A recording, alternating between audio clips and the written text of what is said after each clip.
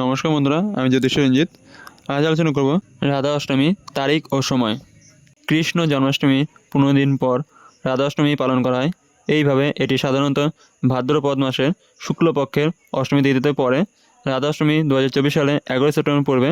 অষ্টমী তিথি 10 September 2024 রাত 11:10-এ শুরু হবে এবং 11 সেপ্টেম্বর 2024 11:46-এ শেষ হবে। রাধা অষ্টমী ভগবান বিষ্ণু এবং তার অবতার জন্য উৎসর্গকৃত সমস্ত উৎসবের সর্বোচ্চ তাৎপর্য ধারণ করে। এই অষ্টমী বৃন্দাবনের রানী শ্রী রাধারানীর জন্ম স্মরণে পালিত হয়। শ্রী রাধা বার্সানায় জন্মগ্রহণ করেছিলেন এবং ভগবান কৃষ্ণের ঐশ্বরিক স্ত্রী হিসেবে স্বীকৃত। উপরন্তু হিন্দু ঐতিহ্যে তাকে দেবী লক্ষ্মীর প্রকাশ বলেও বিশ্বাস করা হয়। সারা দেশে রাধাষ্টমী পালিত হয় মহা উদ্দীপনার সাথে। প্রতি বছরের মতন এবারও 2024 সালের রাধাষ্টমী উদযাপন ব্রিজ মন্দিরে ব্যাপকভাবে অনুষ্ঠিত হবে।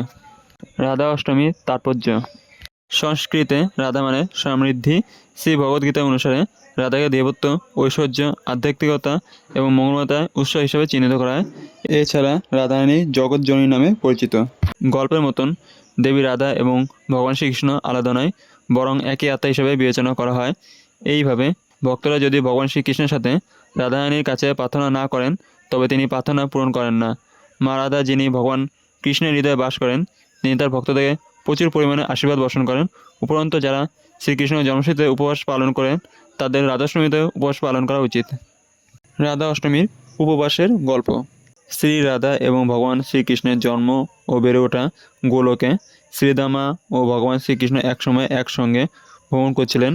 শ্রী রাধা রানী এতে খুশি ছিলেন না, তাই তিনি কৃষ্ণের কাছে গিয়ে খুব প্রকাশ করতে লাগলেন। রাধার আচরণে ক্ষুব্ধ হয়ে ভগবান কৃষ্ণের বন্ধু শ্রীদামা তাকে পার্থিব জন্মের অভিশাপ দেন।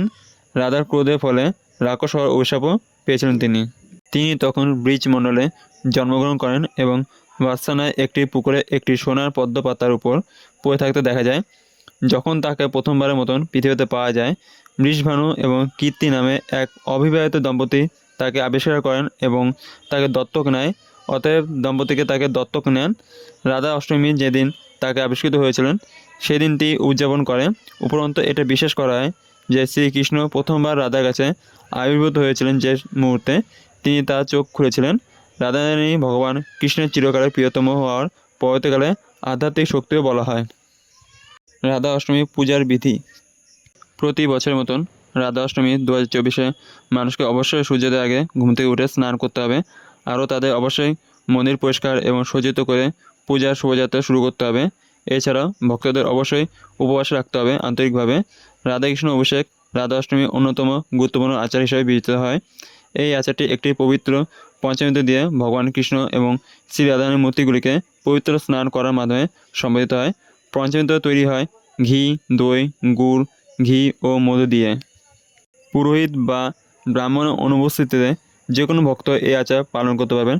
পবিত্র স্নানের পরে প্রতিমাগুলিকে সুন্দর পোশাক, গয়না এবং তাজা ফুলের মালা দিয়ে সজ্জিত করা হয়। ভক্তরা শৃঙ্গার করে এবং দেবতাদের ভোগ নিবেদন করে। এরপর কীর্তন আরতির মাধ্যমে পূজা শেষ হয় এবং পরে ভক্তদের প্রসাদ পরিবেশন করা হয়। প্রতিটা ভক্তের রাধা মন্ত্র জপ করা উচিত।